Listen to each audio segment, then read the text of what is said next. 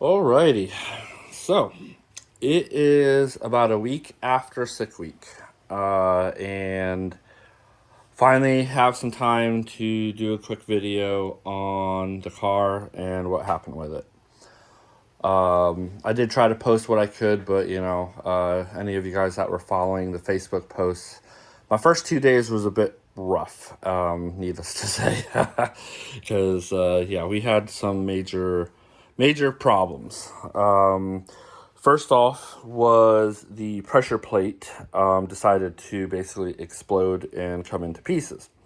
I will put a shot, I'll put a picture up in the screen on that. And then, so that was basically day zero.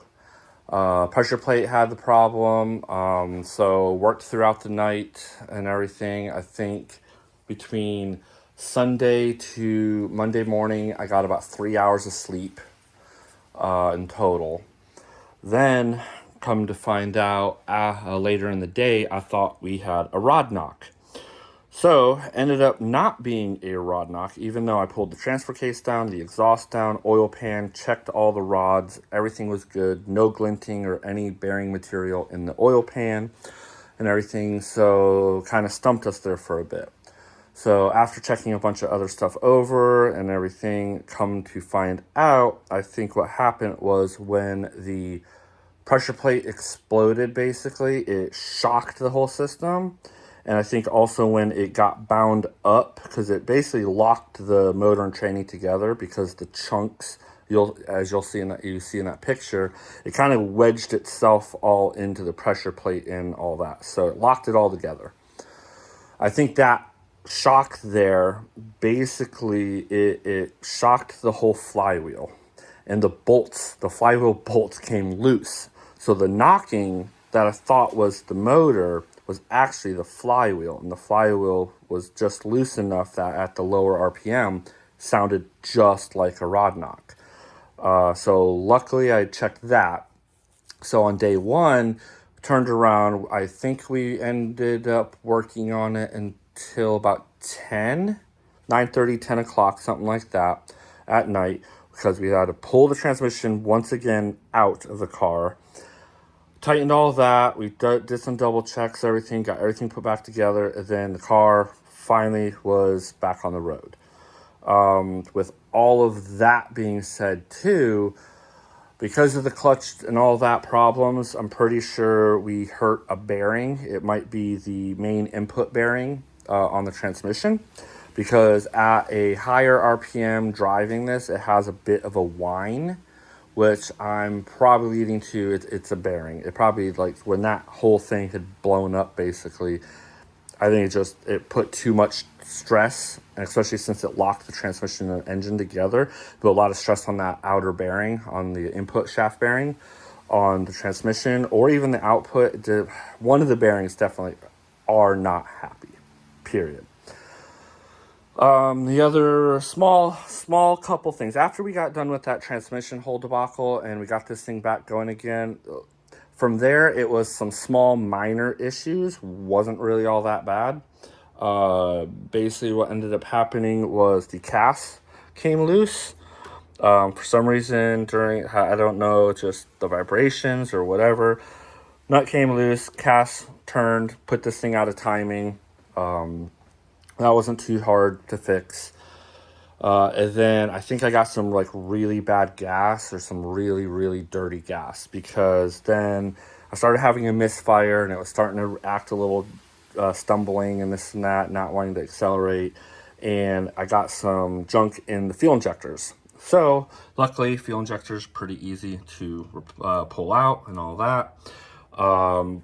So cleaned those out, put everything back together, boom, solved the problem, ran great. As a whole, even though we didn't run times that we wanted to, we really started off really rough. Like it was really rough. But we persevered, we kept pushing. I didn't want to give up on it. I kept going forward, and we made it through all the sick week.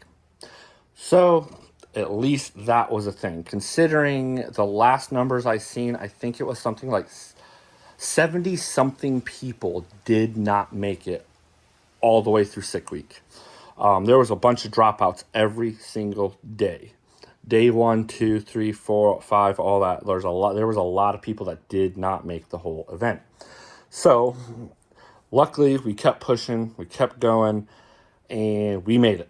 We got through. Ran horrible numbers, but I really wanted to just get this car through the whole event, and I really had to baby it because of that transmission. I really wasn't able to run this as hard as I really, really wanted to.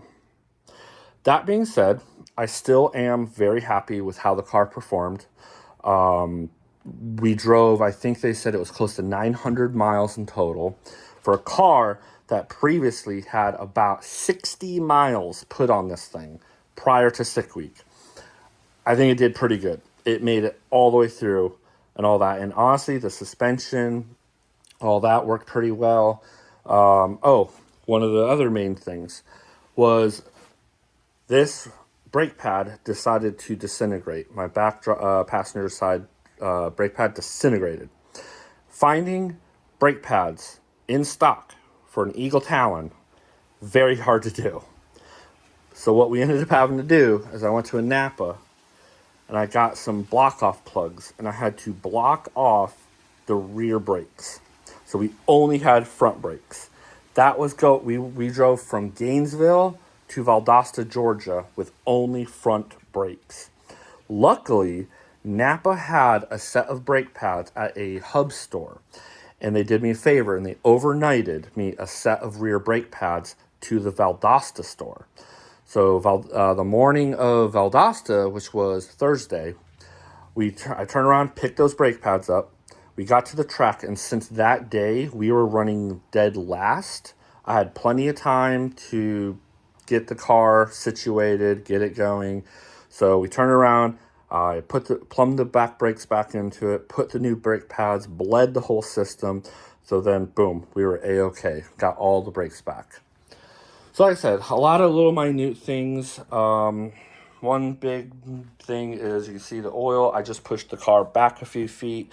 When I had pulled the oil pan down, mistakenly, I did not really have enough RTV and stuff to put the pan back up without leaking. And yeah, that is something we're gonna have to address, is get the oil pan pulled back down, clean it all up, get some fresh RTV and all that, put it back up, stop that leaking and everything, because that's not good. So that summed up sick week right there. That was pretty much all of our main problems. Injectors, cast problem, transmission pulled twice and everything, clutch exploding, flywheel coming loose, rear brakes going bad, turning around and having to delete my rear brakes, all to then put them back, put the new pads, get it all done. That's pretty much the quick and easy of it. So with that, I did not waste any time, guys. We are going to be definitely doing some major upgrades to this car. And in fact, just yesterday, I drove all the way to North Carolina and came back because I just picked up some new part. Well, some of them are new, some of them are used, but either way, they're going to be a massive, massive upgrade to this car. I'll show you the first ones right now. Don't worry, no, these are not actually BC cams.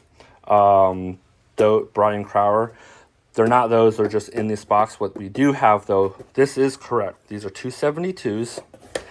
These are HKSs. We have some HKS 272 brand new camshafts. So we got intake, intake, and then we have exhaust. Boom, there we go. That's gonna help this thing make some more power, breathe better, and everything. Now, for the other massive upgrade. Ooh, let the camera focus there a little bit. We have it right here. We have an auto all-wheel drive transmission. an LSD rear end, and a transfer case that has just been fully refreshed, rebuilt, ready to go. Yes, we are taking the manual out of that car. Sorry for the wind, it is extremely windy today. We'll get back to the garage where it's a little nicer. All right, so last thing, we are, sorry, camera shake. We're ditching the 5-speed. We're ditching the 5-speed, gone. Now, I know in the Festiva world, the autos are pretty weak and this and that, and everybody wants to do the 5-speed. I mean, heck, there's a 5-speed right there. I need to either sell it or rebuild. Second gear synchro pretty much just went bad, but everything else is good with that transmission. That's the G transmission for the Festiva. But as for the 4G63 platform, the DSMs, the autos are actually really, really strong. And I'm thinking that is going to be the way we're going to go with this car. We're going to do an auto swap this thing to the all-wheel drive auto. We're going to have the new transfer case, the new rear end, everything like that, because we're definitely going to be starting to push this motor way higher. Those set of cams are definitely going to help this thing breathe better, make some more power. And then with the auto, it's going to make this thing, launch a lot better. It's going to be more consistent. Not only with the consistency, with it being an auto, we don't have to shift it. And the fact that Fuel Tech now can control a lot of automatic transmissions, we're going to be able to use our Fuel Tech to control the whole automatic transmission entirely. So here in the next couple weeks, I still got to get a couple items. I still need to order the Kigley adapter because this is a 6-bolt engine. The transmission I have back there is a 2G transmission, which is a 7-bolt, as they call it. And they don't exactly mate up just like that. So I have to get an adapter plate. But we're doing the best of both worlds. We have a 6-bolt motor, which is one of the more reliable motors for the DSMs, to a 2G transmission, which technically holds more power stock than the 1Gs. And they have lockup. If I remember correctly, they have a lockup torque converter. So freeway miles will definitely be a lot nicer. So it's going to make our whole lives a lot nicer with the new auto setup.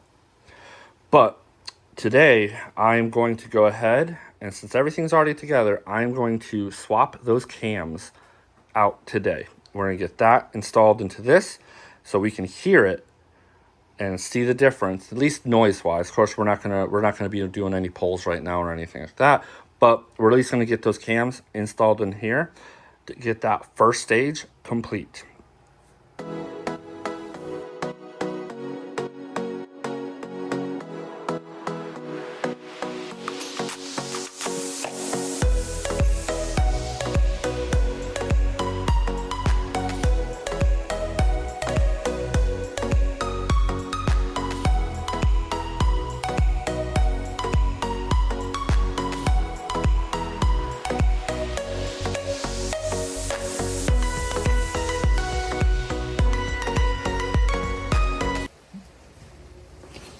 All right, we're at the pulling the cams stage now.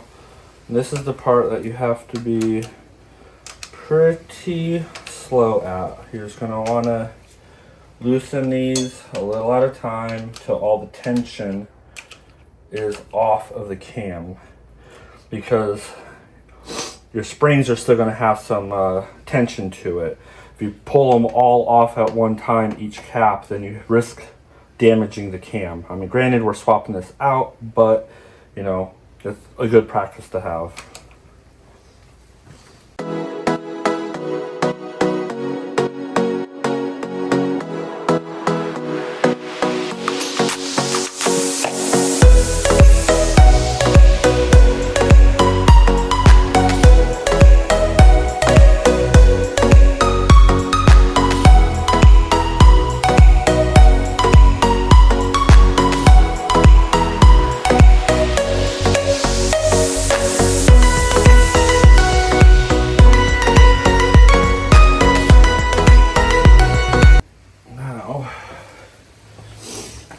to lay these things out in the order they came out in, because you don't want to mix up your caps. So you want to take them off, put them in line each. Don't want to turn them, twist them, or any of that.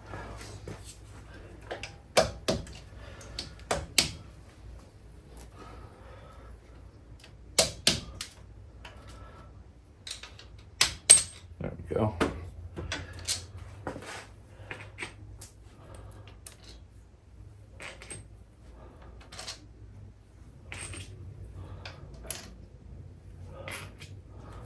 All right.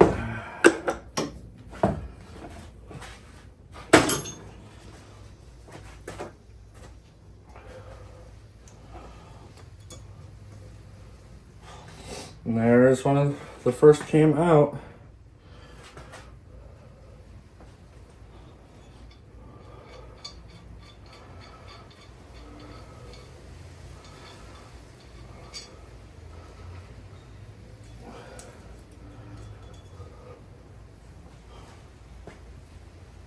There we go. Cam gear off. We're going to reuse the seal. And then that's that. And then boom, there we go. That is the new exhaust cam. And we know that's exhaust cam because on this end, the cam that's sitting this way, the intake, because of the cast right there, has a slot in there. And that's what the cast engages in. Pretty much, I believe it's just like how the B6s and stuff are. They have that slot where the cast kind of interlocks to that cam. So we know this one is the exhaust one since it does not have this slot. So we got that done. And we'll grab some oil.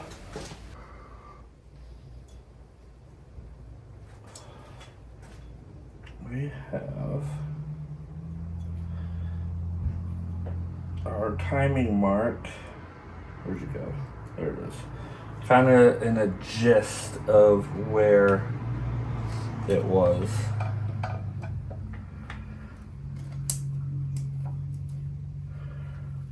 All right. So we're gonna take. Actually, you know what? I have something better. Here we go. All right.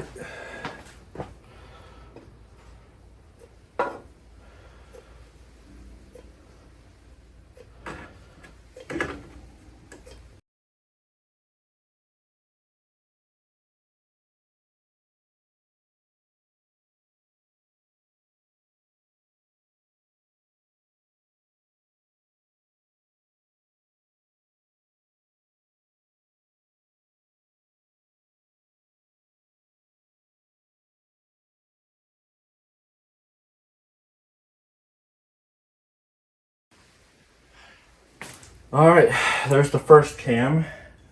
I only just barely snugged these down. I'm gonna wait until I get this cam replaced too, and then we'll go ahead and do the torquing sequence on these caps and everything. That way we got them torqued to spec and we should be okay. So I'm gonna go ahead and get this other side ripped apart, put together, and I'll see you back in a few minutes. Alright guys, so we got the new cams in, both sides. I got them just barely snugged up. So now what we're going to do is we're going to be torquing these to about 16 foot-pounds. But we're not going to do it all at once. We're probably going to hit this about 8 foot-pounds first. We're going to go from the center out on each one. And then we'll probably go up to about 12 pounds. And then we'll finish it the third time with 16 foot-pounds.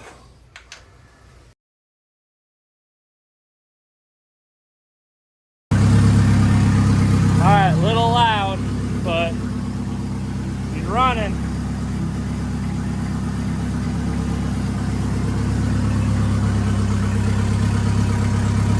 Definitely got a little bit lower of a tone, it seems like. Still got to do a little bit of tuning to it.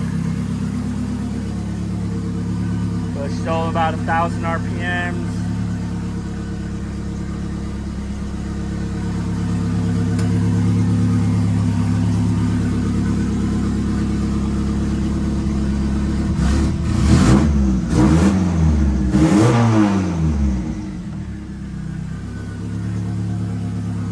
So I say that is one success.